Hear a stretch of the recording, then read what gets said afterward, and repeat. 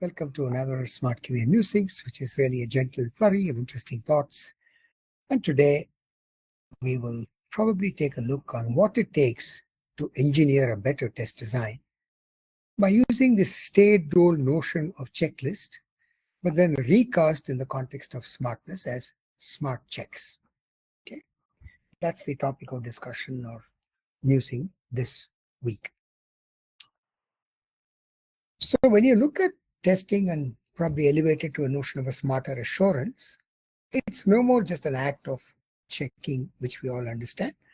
It is no more can be seen as just a mere code validation. It can probably be seen in a more larger context as deeper probing, which we know is not just about assessing correctness. It is really about understanding deeply to find anomalies, come up with interesting questions, suggestions, ideas, in addition to finding bugs. So it's a little more expansive term as in terms of probing. And therefore, all we're trying to do is probably go in and hopefully find some interesting pearls at the depth of the ocean, which means higher value. Okay. So when you look at smart assurance, one can see it from our methodology of HiBIST as probably seeing it as it consists of two activities or two sets of things. The act of coming up with smart probes, which is really a more of a left brain activity that is driven by good techniques, and performing the act of probing smartly, which is why hopefully some great practices. A combination of a bit of a left brain logical thinking and hopefully a right brain creative, expansive thinking, so to speak. So kind of narrow down where this SmartChecks fits in the context. I think I look at the idea of SmartChecks to be within the realm of smart probes. We all have some idea of what the test cases are. We use them, we write them. We think that ultimately some kind of scenarios and cases are necessary to be able to validate.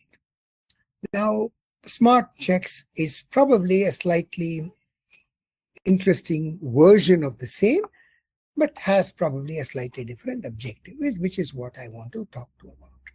So smart probes at the end of the day is not just limited to the act of validation as test cases, which is why it's in the bottom, but it consists of starting from top questions, observations, suggestions, criteria, potential issues, conditions, all the way down to test cases, where SmartChecks is just about it. Whereas probing smartly is primarily about how do I stay immersive, how do I constantly understand the context and re-understand and revisit the context and be very connected to the context for us to adjust and observe and improvise along the way. So there is a bit of left brain and more often a certain amount of right brain and driven by practices. With that little bit of a context, let's kind of jump on to look at what are SmartChecks. But before we take a deeper look, let's go back and look at maybe two stories. The idea of the checks, how I started thinking of it as very powerful, was more often inspired by a book that I read maybe quite a few years ago, which the book's title is called The Checklist Manifesto. It is written by a doctor, a medical doctor called Dr. Akhil Gawande. A very fascinating book, which has got nothing to do with software, okay, and nothing to do with only medicine. In fact, it has got interesting information which are gleaned from medicine, aerospace engineering, aerospace as in terms of aircrafts, and thirdly, construction, building construction. So let's take a look at two stories that I have adapted from the book here. So the first story is about pilots and an accident, an airline accident. So the story goes like this. On October 30, 1985, which is quite a few years ago, a massive plane that could carry 5x bombs. That means it was a fairly large plane devised for the military. That's why it's 5x more bombs. Rode and lifted off from the airport in Dayton, Ohio. And unfortunately, it crashed. It was probably the largest plane that was built for the military by a private contractor. And of course, a fairly serious analysis followed. And the reason that was cited was pilot error. And a newspaper really reported that this was too much of an aeroplane for one man to fly. And Boeing, the contractor who built this plane for the military, nearly went bankrupt. Now that's a pretty serious stuff, right? So how do we fix the problem? What they did was probably resort to what we would consider the lowliest of the things, a checklist. So they created a pilot's checklist as they felt that flying this plane, remember this is 40 years ago and one of the 5 times bigger plane, was too complicated to be left to the memory of any one person, however expert. And that is what resulted in something like this. And of course, there's just a simple version up here. So what they did was there are probably many checklists, but this was one, which, as you can see, considered about 15 different things to check. So it said before takeoff or run up, is the cabin doors and windows closed and unlocked, is the parking brake set, and da. So as you see here, this whole checklist is just a page. And apparently it did help the industry. And today it's normal to use this in the aircraft industry. But what is very important about the checklist, if you watch carefully, it's extremely purposeful. It's extremely short and simple. It's extremely objective, right? And it is not irritating. It is, in fact, intelligent. And that's why I think it's not just a normal checklist the way we think of. What's the result? The result of this, as outlined in that book, remember this is a very old story, it said that there are about 101.8 million miles subsequent to this incorporating checklists without even a single accident, which is pretty impressive, interesting. Story number 2, which is in the field of medicine, which is also a problem of extreme complexity, much like what the previous one was. And the story goes like this. In the field of medicine, of course, this book is written about a decade ago. Numbers could change today because we're more complex probably. But at the time of writing the book said in the field of medicine has about 13,000 plus diseases. This is allopathic medicine, syndromes, injury types. That is about 13,000 ways a body can fail. And at that point in time, there were about 6,000 drugs, 4,000 medicines and surgical procedures, each with different requirement, risks, and considerations. So I think you can judge that it's a fairly complex system, simply because it takes a lot of numbers. And by the way, it also talked about the fact in an ICU at that time, it required 178 individual interactions per day with a person on the bed in the ICU. So what is important to understand is, to save a desperately sick patient, it is important and necessary to do 178 daily tasks correctly every day. That's pretty interesting. And that's to give you the context of it's complex. So the idea here is that they were trying to solve complex problems. And in the book outlined about the aircraft industry, it outlined the medicine industry, and there was also another industry, which is the construction industry, which is about building skyscrapers. So how do you manage to put up buildings which are really tall, where it has got many, many facets to the whole building? Building is not just a structure as in terms of cement and steel. It's got cement, steel, air conditioning, power, various other tradesmen coming into picture. I think the book talks about nearly about 20 different trades that have to come together. So there the complexity is in the interaction between the various people and the decisions how each one of them affects the building. It's got water, piping, gas, power, networks, and so many other things. So what did they do in the medical industry? You can see another checklist here, which is now advocated by WHO, and I'm sure if you go to some hospitals, you'll see some of these checklists. And this is called surgical safety checklist in the context of before surgery, what do you do? So very clearly, it gives in one page a beautifully laid out structure, a beautiful laid out checklist which really says before the induction of anesthesia, what you should do, before the cutting of the skin incision, what you should do, before the patient leaves the operating room, what should you do. And it is very, very clear, precise, simple, so that they can kind of do it very quickly, number one. And it is not telling you, do this. It is not written in a form, please do this, do this. It is kind of giving you ideas. Have you thought about this? Have you done this? Do you know if there's a known allergy? So it's making you think. So the difference here is these checklists are not just a mindless doing checklist. These are intelligent thinking checklists, right? And that's what the big difference is. So I didn't want to use the same idea of checklist. So I kind of used the word SmartChecks, because in our industry, we don't like checklists, or we see it as something cheap and simple and dumb. So I just wanted to elevate that. That's the context. So the idea of smart checklists or smart checks primarily is it is to go beyond the typical checklist where you say, do this, do this, do this, do this, and you mindlessly tick. It's more often like, have you thought about this? Could these be applicable? So that you can see the various possibilities and think better and do well. And that is the whole premise of smart checks, rather than being a typical kind of a checklist, right? So now let's connect back to checklists. Smart checks can be used everywhere. It can be used to plan. It can be used to come up with a test approach. It can be used to conduct a test.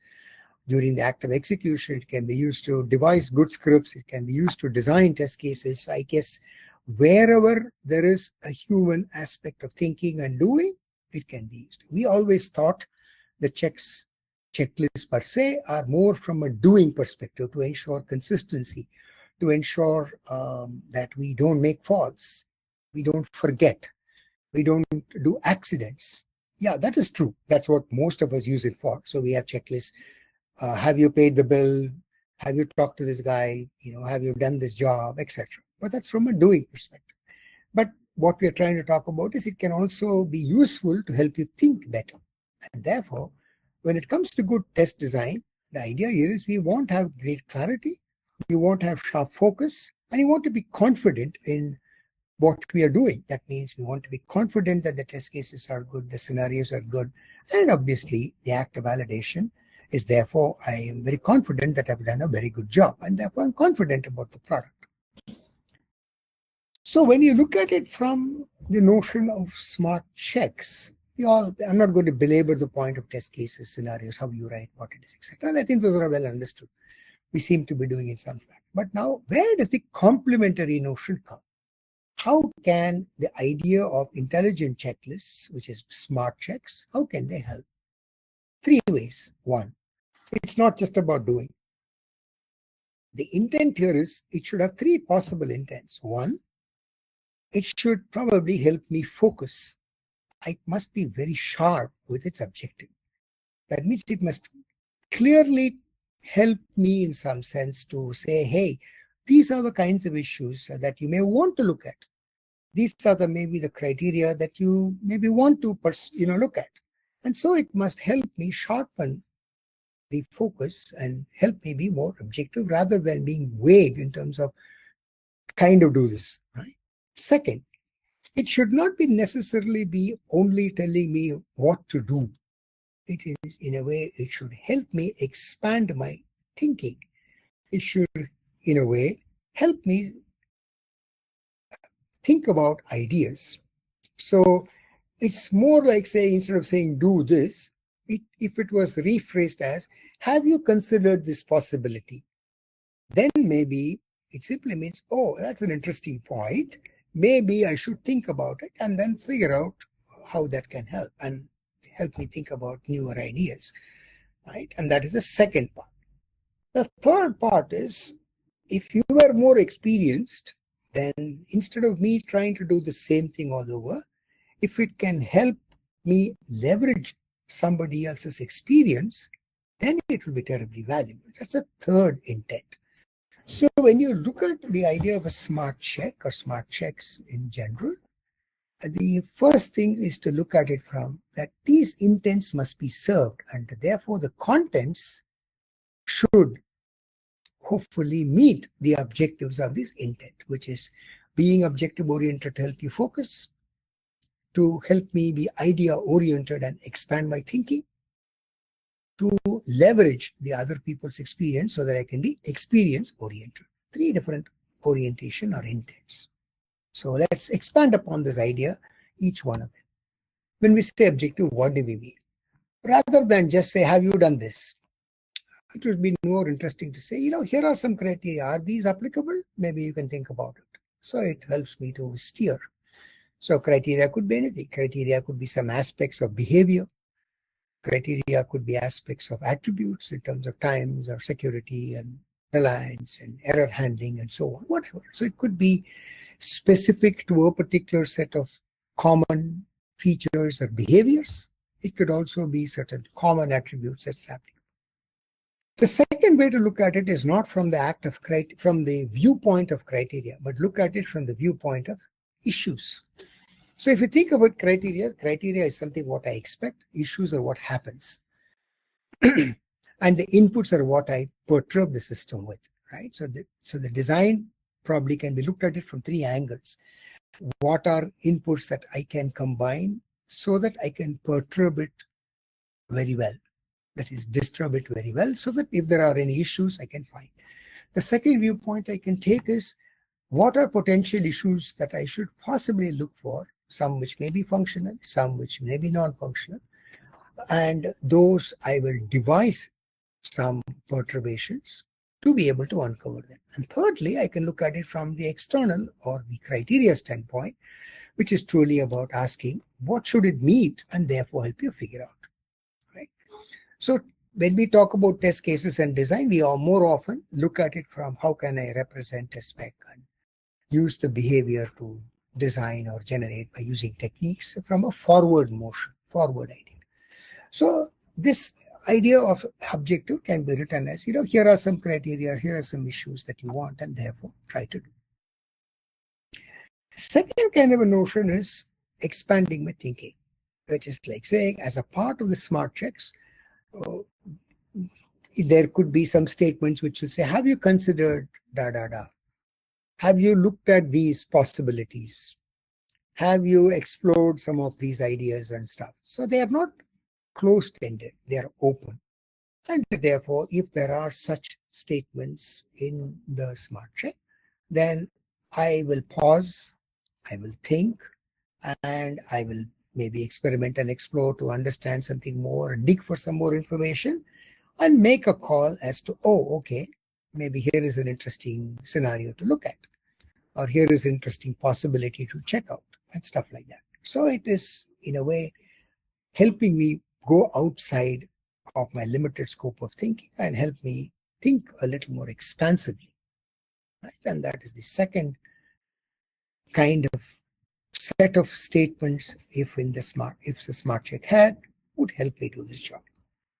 Third, I think we understand this very clearly. It is about leveraging the experience. So if we have as experienced folks in a particular technology, in a particular domain over many years, and say, whenever you test these, look for these kinds of situations, look for these kinds of issues, look for these kinds of usage patterns, look for these kinds of errors from the environment or perturbation from the environment, look for these kinds of implementation gochas or nuances.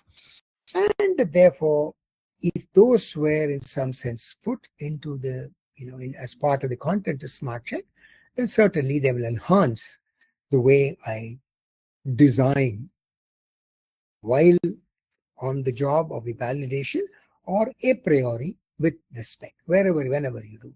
So, and therefore, hopefully I will enrich my test cases far better, right? But very important to understand from the learning from the previous 2 example checklists that I showed you is, don't make it too long. Don't make it wordy. Don't make it verbose. Make it, if possible, into clear sections. Make it into something that is very terse and simple. And so the representation of a SmartCheck is as much important. The organization representation of information within the SmartCheck is terribly important, because I do not want to get bored by reading, have you done this, have you done this, have you done this, have you do this, etc., and then give tick marks to say, have you check, check, check, check. Because by checklist, by definition, means just ticking off, right?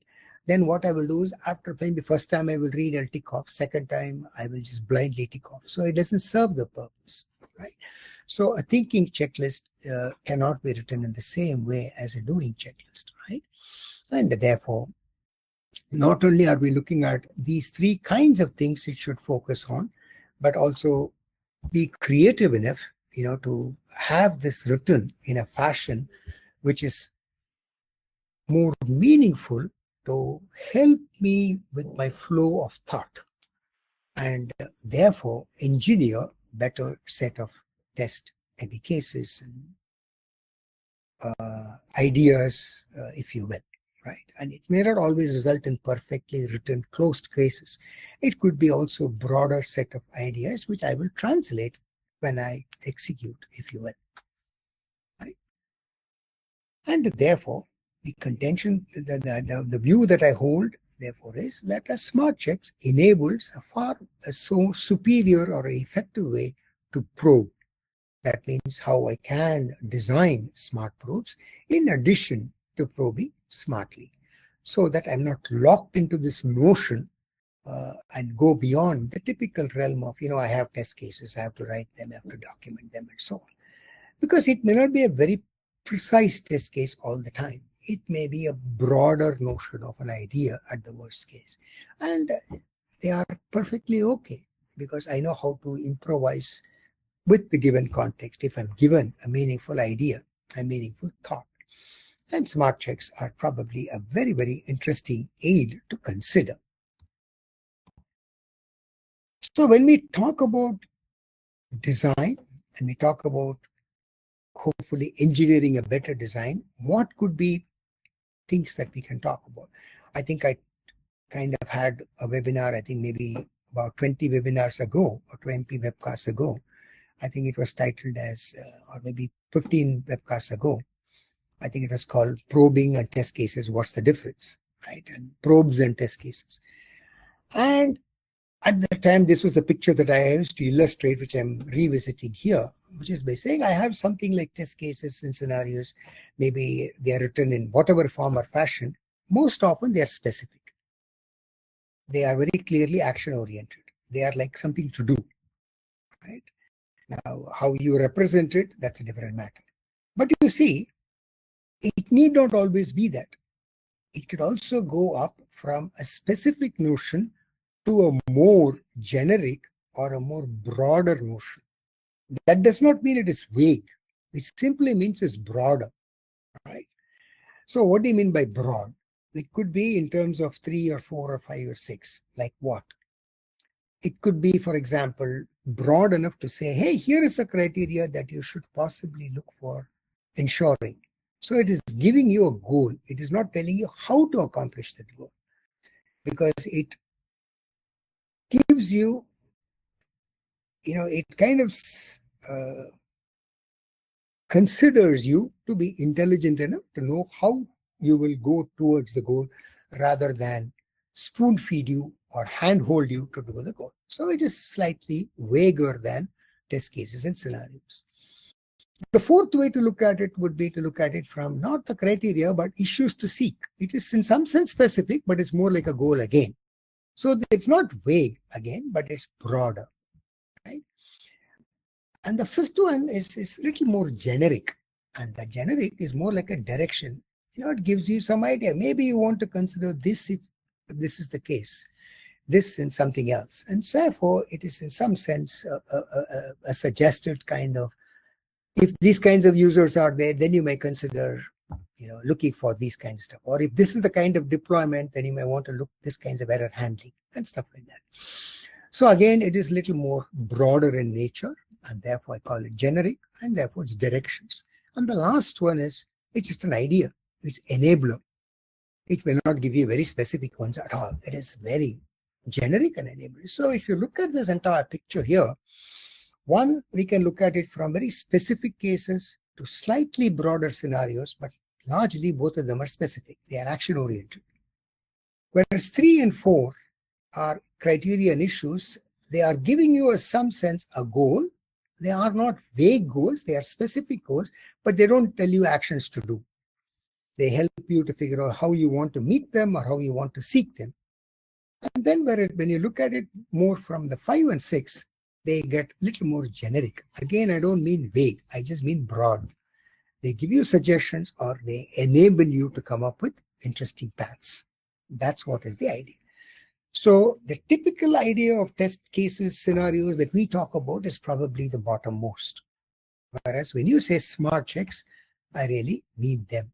So to me, when I look at design, if you will, I'm considering that I could have artifacts which are at this point in time I call as SmartChecks, along with very clear scenarios and test cases, right? And remember, once again, SmartChecks are not just about the doing checklists. It is really about the thinking checklists in addition to possibly the act of doing. So when we consider design artifacts, we can certainly look at test cases, we can look at scenarios, which we can certainly convert into scripts, some which we can do early stage before the code, some which we append, improvise, adjust while validating. But that doesn't mean it is ad hoc. It just happens because I understand the context better. I explore and I probably find interesting situations which I could not fathom by reading the spec, and so on. But if I could also devise SmartChecks, which are written in the form of criteria and issues and directions and ideas, maybe a priori, and then I also can improvise them better while I'm doing. And if I'm paying attention to the style and the structure of the test cases, SmartChecks, in addition to the content, then it becomes simple, creative, maybe a one-pager, so that I can actually use it very meaningfully, right? So think of these SmartChecks as a brilliant thinking aid to frame better hypotheses, to clarify test intents, to guide focused and expensive evaluations in some kind of an immersive session or a mindful session.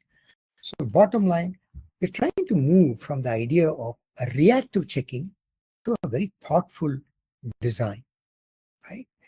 That's what I really had to kind of muse about and share. And I think it's may not be as well rated. I think we generally don't enjoy checklists the way people generally practice, because they see it as just a mindless doing thing. And that's where I think we can learn from other disciplines, which probably has been using it for nearly many decades, and they've been very successful in ensuring great quality. In fact, the Atul Gawande's book will talk about the fact that the checklist came in because there was one guy called Peter Pravonost who actually did he was a medical guy whose doctorate was in the area of checklists, medical checklists, and how he ultimately proved beyond doubt that checklists actually saved a lot of lives. It saved a lot of money in the context of US hospitals. And he also showed how it could be beneficial to insurance organizations. And that slowly it became part of the medical system, and it's kind of adopted by hospitals and World Health Organizations and other communities at large. Whereas when you look at, if you have seen the movie, where the plane, what is the name of the movie? I forget. It's about that the plane which lands on the Hudson River, which luckily saves a lot of people, right? Because it's landing gear or some engines fail, both of the engines fail. And what you will read and understand when you look at that stuff is people have checklists in the plane to diagnose problems. So it's kind of interesting that the idea of checklists is used to debug, diagnose key issues like both the engines failing and then coming up with a plan to solve that problem and save lives. So if you watch here very carefully, this is one smart development checklist that I had written and shared with certain companies to help them in their early stage testing, because I didn't believe that every time we need to write some unit test cases and stuff, right? It's kind of dumb. So how I had I'm not focused as much as the content, but I'm more interested in showing the structure. So I was kind of helping you understand here. I hope you can read it. It's a fairly dense one here, but what I wanted to highlight is that it is kind of saying, hey, I am building something as a developer. Maybe I'm writing a screen or a component or a UI or a backend program or whatever. I'm trying to think of the engineering design aid to help me validate that development piece that I'm writing as three parts. One, am I okay? Am I robust? Are you okay? So which means whatever I'm building, I'm okay. So what does it mean? I put it down as certain criteria to be met. Like, this is what I want as an objective. This is the criteria that I want to do. And these are some of the issues that I want to look for. And I'm not writing it like a test case as a scenario, as you can see. So all I'm saying is, inputs are okay, screen is okay, display is okay, test is okay. It's written from a UI perspective in this case also, right? Am I robust? Is the second objective here, which is like saying, have you handled errors, exceptions, not affected by dependencies? And what is it that you're supposed to accomplish? You're supposed to accomplish first, I am fine, I am resilient, and I'm a good citizen. What does a good citizen mean? It means I am not affecting somebody else. I'm not eating up memory. I'm not leaking memory. I'm not leaving some handles empty. I'm not, keeping some log files. I'm not having some side effects, and that's what. So as you can see here, as a developer, if I'm probably writing some code or new code or modifying some code, I'm just sensitizing myself. Hopefully these are not this. I can use it to preempt issues. I can use it to validate the piece that I've written, and this could be a good start. Right? Thank you so much.